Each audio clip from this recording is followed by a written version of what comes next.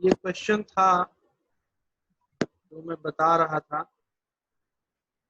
a is equal to b plus c, d is equal to b, e is equal to d plus c, b is equal to e, f is equal to b plus c, g is equal to d plus f। इसका मैंने डैग बताया था और ये इसके optimisation भी मैंने बता दिया था। तो इसके डैग में यहाँ पे थोड़ी सी प्रॉब्लम आ रही थी ना, दोनों में थोड़ी मिसमैचिंग हो गई थी। f is equal to a plus c, actually ऊपर भी ए प्लस सी ही होगा, यहाँ पे बी प्लस सी हो चाहे ए प्लस सी हो, डिफरेंस डैग में नहीं आएगा, क्योंकि बाद में चल के ए ही बी हो जा रहा है।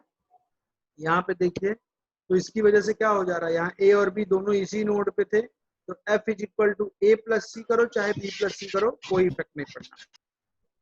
बट ऑप्टिमाइजेशन के बाद ए और बी का इफेक्ट पड़ेगा। तो ये ऊपर थोड़ा सा मिस्टेक हो गई है, यहाँ पे बी प्लस सी ना होके ए प्लस सी होगा, ठीक है। डैग में कोई डिफरेंस नहीं, कोई अंतर नहीं होगा, ठीक है। ऑप्टिमाइजेशन के बाद ये कैसे आया था, आई थिंक ये भी मैंने बता दिया था। और ऑप्टिमाइजेशन के बाद अगर ये हमारा 3 एड्रेस कोड आ गया था, तो इसके लिए हम क्या कर रहे थे, आपको डैग बना रहे थे। तो डैग बना रहे थे तो क्या था, फर्स्ट स्टेटमेंट क्या था, a is equal to b plus b asterisk c. B आपका, यहाँ पे देखिए एस्ट्रिक आपका ऑपरेटर है, तो इंटरनल नोड आपके एस्ट्रिक हो जाएंगे, बी उसका लेफ्ट चाइल्ड हो जाएगा, सी उसका राइट चाइल्ड हो जाएगा, ठीक है। तो यहाँ देखिए बी लेफ्ट में है, सी राइट में है, और ए आपका a equal to b asterisk c है, तो ये ए हो गया। फिर क्या करेंगे, second statement d is equal to b के लिए करेंगे, तो क्या हो जा रहा है, जो बी है वही डी हो जा रहा है, तो यहाँ बी था वही डी भी हो जा रहा है, दोनों की वैल्यू सेम। फिर क्या कह रहे हैं, f is equal to a plus c, f is equal to a plus c. तो इसमें यहाँ पे ए ऑलरेडी है और सी भी है, तो क्या करेंगे, ए प्लस सी, एक ऐसा नोड लेंगे जो ए और सी दोनों नोड का पेरेंट नोड होगा, और वो नोड होगा आपका प्लस का इंटरनल नोड होगा, उसका लेफ्ट चाइल्ड होगा ए और राइट चाइल्ड होगा सी। तो यहाँ पे देखिए एक हमने नोड लिया यहाँ पे प्लस का, जो कि आपका एफ है, और इसका लेफ्ट चाइल्ड ए है और राइट चाइल्ड सी, ठीक है। तो आपका ये भी स्टेटमेंट हो गया, इसका भी। इसके बाद आपका नेक्स्ट स्टेटमेंट है g is equal to d plus f. इस थर्ड स्टेप के बाद डी प्लस एफ, तो आप इसमें देखो एफ भी आपका एक नोड है ऑलरेडी और डी भी है, तो कुछ नया नोड आपको नहीं क्रिएट करना है। इस डी और एफ को दोनों का एक पेरेंट नोड आपका प्लस नया ऐड करके दोनों को जोड़ देंगे। देखिए एक हमने नया नोड लिया प्लस का, और इसके लेफ्ट में आपका बी और राइट में आपके, तो ये आपका डैग बन गया, जो आपका 3 एड्रेस कोड स्टार्टिंग में दिया था, उसमें हम ऑप्टिमाइजेशन लगाने के बाद फिर हमने डैग बनाया, ठीक है।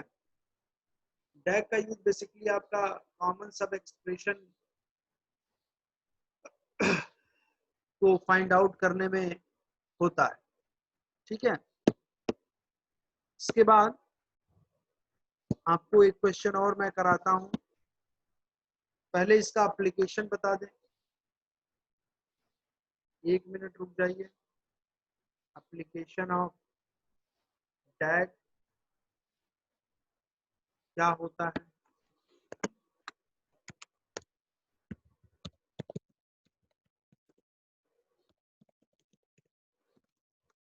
Applications of डैग।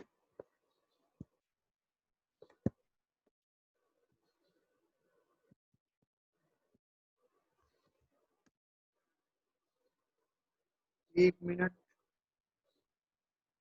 कहाँ कहाँ ये यूज होता है, सबसे फर्स्ट थिंग तो मैंने बताया था क्या,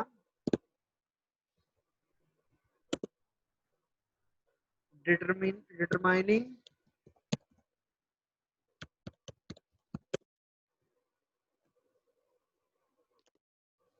क्या चीज डिटरमाइन करता है ये? Common sub expression.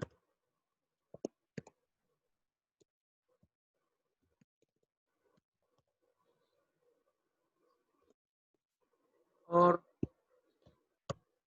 Common sub expression को डिटरमाइन करता है और साथ ही साथ इसको क्या करता है, इलिमिनेट भी हम करते हैं। एंड इलिमिनेट इट कैसे करते हैं अभी मैंने बताया ही था। सेकंड क्या है, determining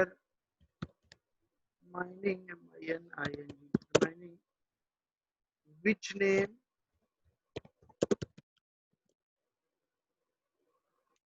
are used inside but evaluated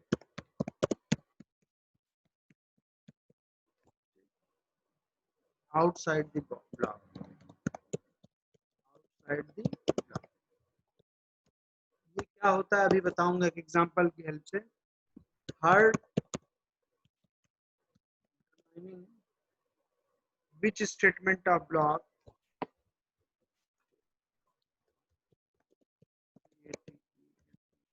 statement of block would have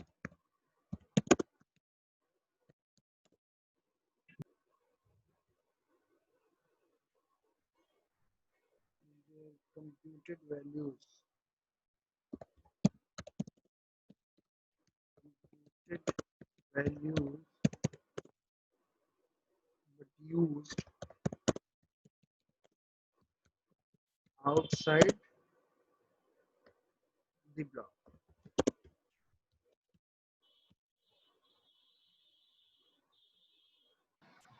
ठीक है, ये तीन एप्लीकेशन है। पहला क्या है कि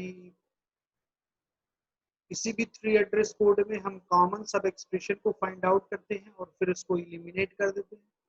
दूसरा क्या है कि remaining which name are used inside but evaluated outside the block.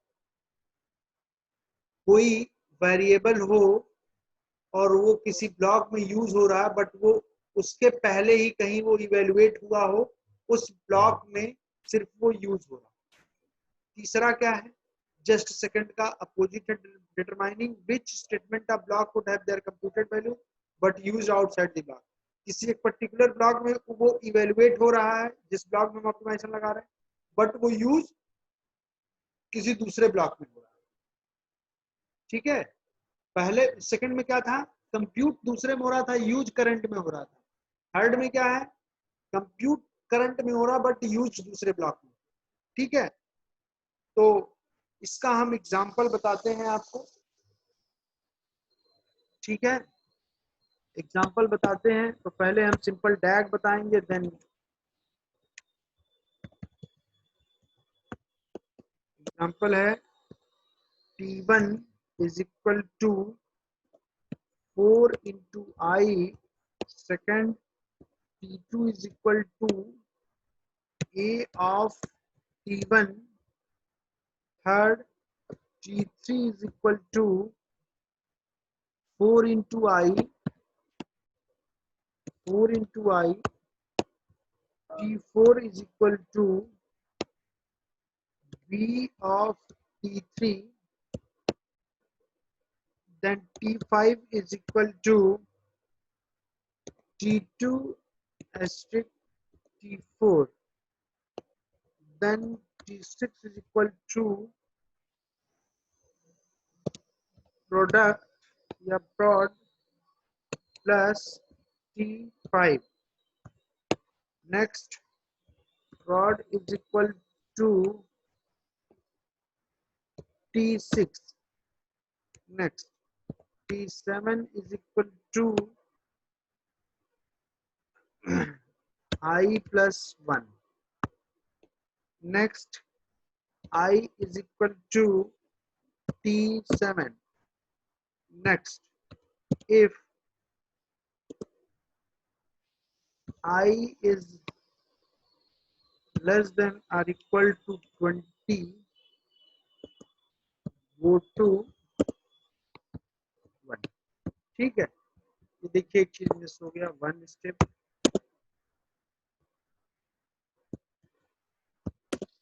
2, 3, 4, 5, 6, 7, 8, 9 and 10। ये आपके दिए गए हैं कोड, जो कि ऑलरेडी आपके 3 एड्रेस के फॉर्म में दिया गया। ये आपका 3 एड्रेस कोड दिया गया। ठीक है, तो सबसे पहले हम क्या करेंगे, इसका एक डैग बनाते हैं। ठीक है, तो डैग कैसे बनेगा, डायरेक्टेड एसाइक्लिक ग्राफ, कोई बताए। सबसे पहले क्या करेंगे, एक एक स्टेटमेंट को लेते चलेंगे। 10 स्टेटमेंट है, तो 10 स्टेप में इसको सॉल्व करेंगे। सबसे पहला काम यही करते हैं। ठीक है, तो देखें, सबसे पहला जो आपका, कहाँ गया वो क्वेश्चन, बी प्लस सी था, ए प्लस सी, ये देखिए है, तो ये क्वेश्चन ऑलरेडी सॉल्व। देखिए स्टेप नंबर 1 क्या है, T1 is equal to 4 into i. तो आपका जो इसमें इंटरनल नोड होगा वो क्या होगा, एस्ट्रिक होगा, लेफ्ट चाइल्ड 4 होगा, राइट चाइल्ड आई होगा। तो देखिए स्टेप 1 फर्स्ट स्टेटमेंट के लिए मैंने बनाया, इंटरनल नोड आपके एस्ट्रिक हो गए, राइट चाइल्ड 4 हो गया, सॉरी लेफ्ट चाइल्ड 4 हो गया, राइट चाइल्ड आई हो गया, और फाइनली जो हो गया क्या हो गया, T1 4 इंटू आई, जो कि T1 में फर्स्ट स्टेटमेंट का ये बना। फिर अब क्या है, second, T2 is equal to a of T1, a of T1, तो हमको ए ऑफ T1 निकालना है। T1 आप यहां निकाल ही चुके हो, तो इसको क्या करोगे, यहाँ पे जो आपका ये ब्रैकेट है, ये आपका इंटरनल नोड हो जाएगा, और उसका लेफ्ट चाइल्ड ए हो जाएगा, और राइट चाइल्ड क्या हो जाएगा, T1 हो जाएगा। ठीक है, तो देखिए यहाँ पे आपको बनाया गया है, T1 ऑलरेडी यहाँ पे बना हुआ था ये, और ए ऑफ T1, इस T1 ये है, यहाँ पे इंटरनल नोड आपका ब्रैकेट हो जाएगा, लेफ्ट चाइल्ड ए हो जाएगा, और राइट चाइल्ड T1 हो जाएगा। तो देखिए ए लेफ्ट में है, T1 आपके राइट में है, और फाइनली वैल्यू क्या हो जा रही है, किसमें स्टोर, T2। ठीक है, चलिए नेक्स्ट स्टेप क्या है आपका, T3 क्या है, 4 इंटू आई। ठीक है, इसमें देखो आप 4 इंटू आई ऑलरेडी पहले भी आ चुका है, तो आप पहले भी निकाल चुके हो, T1 is equal to 4 into i. तो थर्ड स्टेप में क्या है, सब कुछ वही है, सिर्फ और यही यहाँ पे T1 जो है वही T3 हो जा रहा है, तो T1 कामा T3 कर दो। ठीक है, चलिए, तो इसके बाद फिर क्या करेंगे, नेक्स्ट स्टेप पे चलेंगे। ठीक है,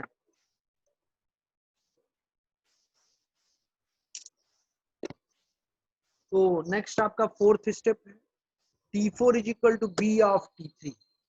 ठीक है, ये आप है, बी ऑफ T3 का मतलब क्या हो गया, इंटरनल नोड आपका क्या हो जाएगा, ब्रैकेट हो जाएगा, लेफ्ट चाइल्ड बी हो जाएगा, राइट चाइल्ड T3 हो जाएगा।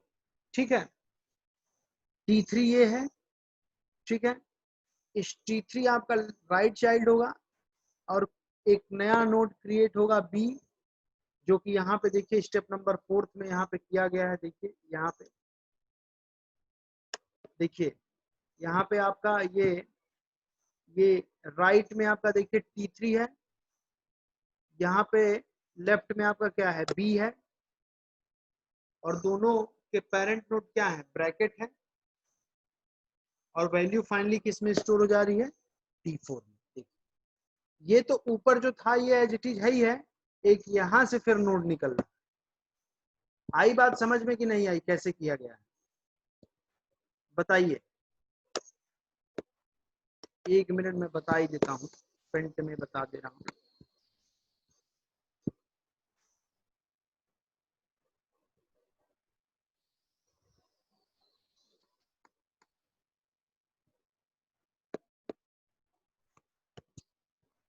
देखिए ये था आपका, इसी में क्या था, T4 is equal to b of T3।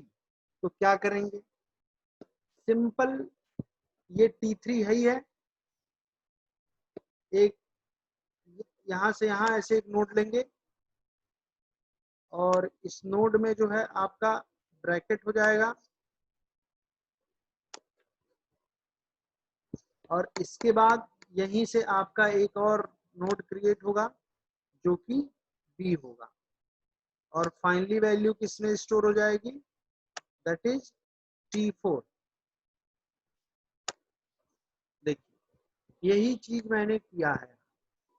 देखिए इस वाले फोर्थ स्टेप में देखिए आप लोग, ये अलग है ये अलग है, तो बी हो गया आपका लेफ्ट चाइल्ड, राइट चाइल्ड हो गया T3 और दोनों के पेरेंट क्या हो गए, ब्रैकेट हो गया और फाइनली वैल्यू T4 में स्टोर। ठीक है, चलो नेक्स्ट क्या है, T5 is equal to T2 asterisk T5। तो T2 भी आपका ये, sorry T2 asterisk T4, T2 आपका यहाँ पे मिल चुका है और T4 आपका यहाँ पे मिल चुका है। तो कुछ नया नोड हमको लेफ्ट और राइट चाइल्ड हमको ऑलरेडी मिल चुके हैं, इन दोनों को क्या करना है, हमको एस्ट्रिक पेरेंट बना के जोड़ देना। तो क्या किया है मैंने, देखिए ये T4 था, ये T2 था, ये T4 था आपका लेफ्ट चाइल्ड और राइट चाइल्ड आपका क्या था, T2 था। दोनों को एस्ट्रिक से जोड़ दिया जो कि आपका क्या हो गया, T5 हो गया।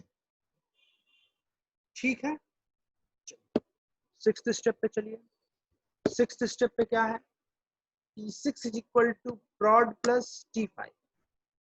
T5 आपका ऑलरेडी कंप्यूट हो चुका है, T5 को एक नया वेरिएबल लेंगे prod और दोनों को क्या कर देंगे, ऐड कर देंगे। देखिए यहाँ तक आपका जो एज इट इज बना था वो है ही है, यहाँ तक प्रीवियस स्टेप में।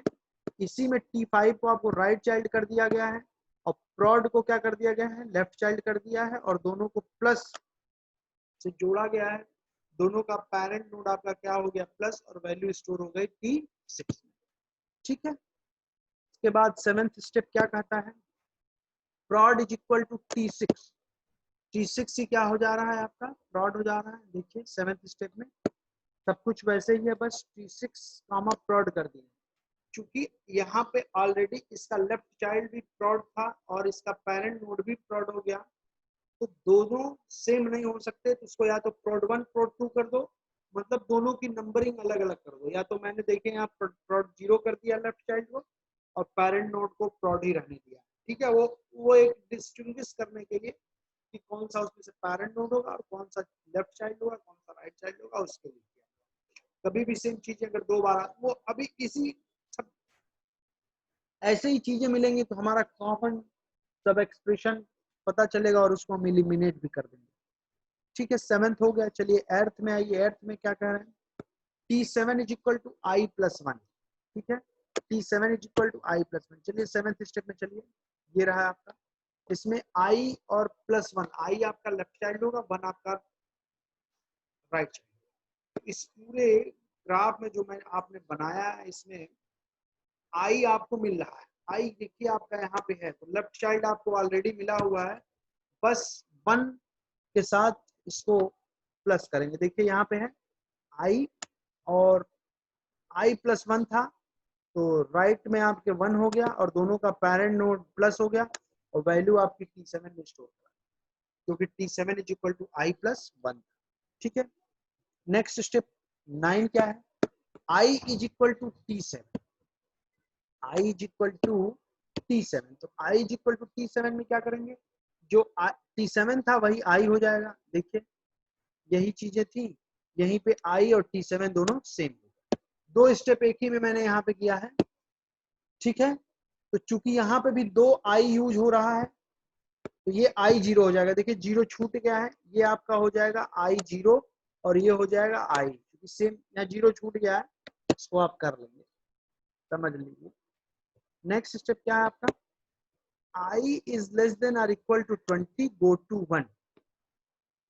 I लेफ्ट चाइल्ड हो जाएगा, 20 राइट हो जाएगा, लेस देन और इक्वल टू आपका ऑपरेटर है, वो दोनों का पेरेंट हो जाएगा, और 1 में फाइनली ये इसका गो टू कहाँ हो रहा है, 1 पे। तो देखिए आपको यहाँ पे बना दिया गया है, ये था I लेफ्ट में था, लेस देन और इक्वल टू इसका पेरेंट नोड हो गया 20 और फाइनली गो टू। तो this is your डैग representation of this 3 address code, ठीक है। ये 3 एड्रेस कोड है, इसका हमने टैग, ठीक है। अब इस टैग के बाद हमको कॉमन सब एक्सप्रेशन पता ही चला। यहाँ देखिए फाइनली आपका T2 T3 सेम है, तो यहाँ पे एक आपको पता चला कि T3 और T1 दोनों सेम स्टेटमेंट है, तो एक इसमें से रिमूव कर सकते हैं। ऐसे ही यहाँ पे T6 और प्रॉड है, ये दोनों भी सेम है, तो यहाँ पे भी एक रिमूव होगा। ऐसे ही फिर यहाँ T7 और I है, यहाँ पे भी एक स्टेटमेंट कहीं ना कहीं एक रिमूव होगा। सीधे दिख रहा आपका 3 स्टेटमेंट एटलीस्ट रिमूव होगा। कौन कौन सा देखिए, सबसे पहले क्या था, T1 और T3। यहाँ पे आपने लिखा था, चलिए T1 को रहने दीजिए, T3 को क्या कर लीजिए,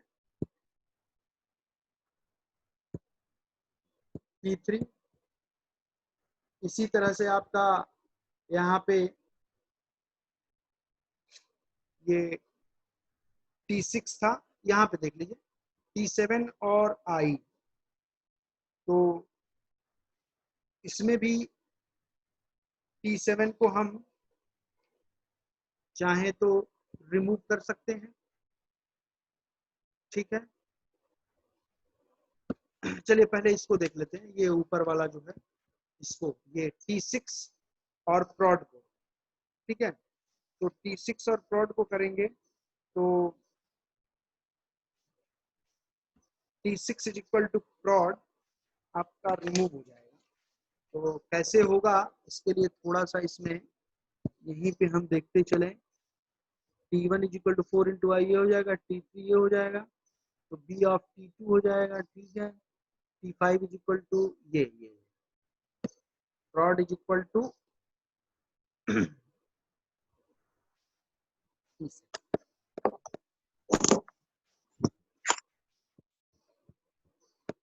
देखिए क्या क्या आप इसमें कॉमन सब एक्सप्रेशन आप जो,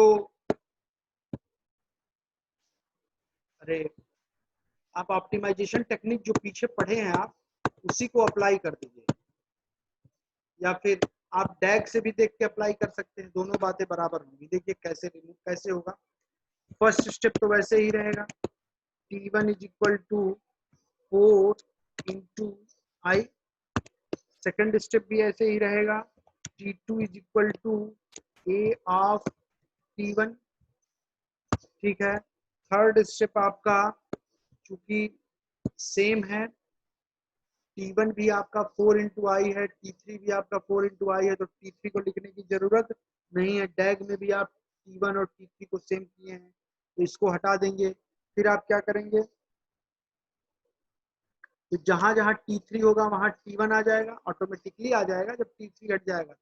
तो T4 is equal to B of T3 है, तो क्या करेंगे, T4 is equal to B of T3। T3 नहीं करेंगे, क्यों, B ऑफ T1 करेंगे, क्यों, क्योंकि T3 और T1 दोनों सेम है और T3 को हमने रिमूव कर दिया है, ठीक है। कॉमन सब एक्सप्रेशन एलिमिनेशन कर रहा हूं, डैग से आपको पता चला कहां कहां पे कॉमन चीजें 3 जगह पे मिल रही है, तो 3 स्टेप आपके देखिएगा रिड्यूस होंगे, ठीक है। ये हो गया आपका थर्ड फोर्थ स्टेप क्या होगा आपका, ये क्या है, ये T4 is equal to P of T3 हो गया, तो T3 का पी ऑफ T1 हो जाएगा। नेक्स्ट क्या है, T5 is equal to T2 into T4, तो ये तो एज इट इज ही रहेगा। T5 is equal to T2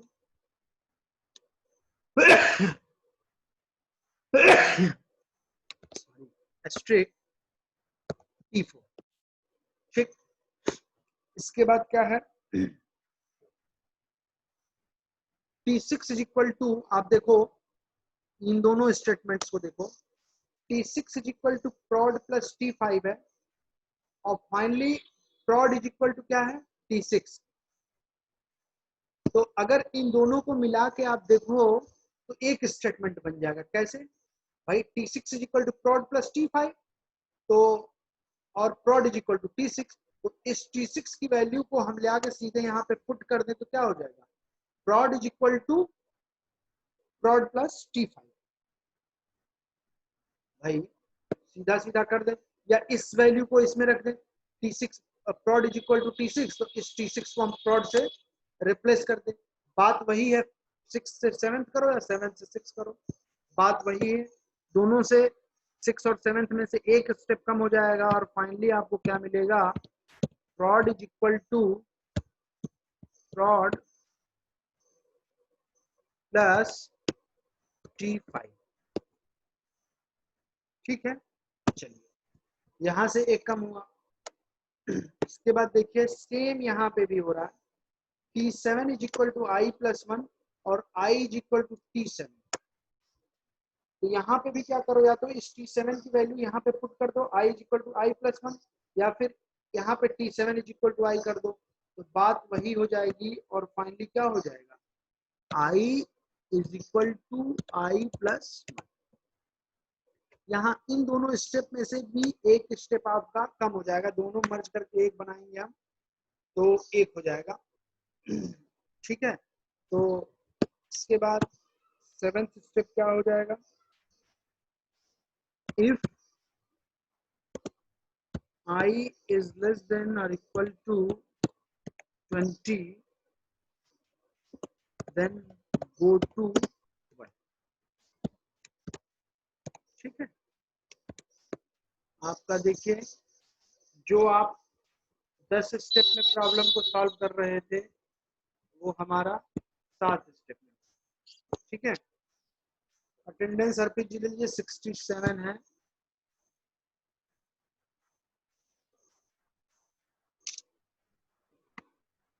चलिए